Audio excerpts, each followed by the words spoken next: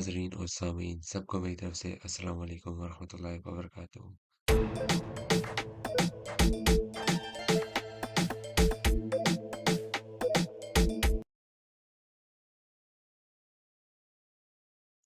जून 2022 में मुझे मौका मिला अर्जेंटीना और इटली का फाइनल देखने का।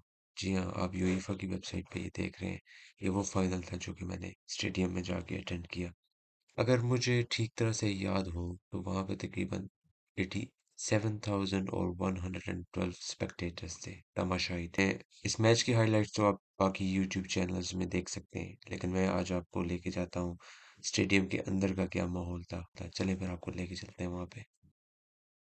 जैसे कि आप इस तस्वीर में देख रहे हैं, पूरा स्टेडियम फुली पैक्ड है और दोनों इटली के और अर्जेंटीना के तमाशाई फुल जोश में थे, नाराबाजी कर रहे थे।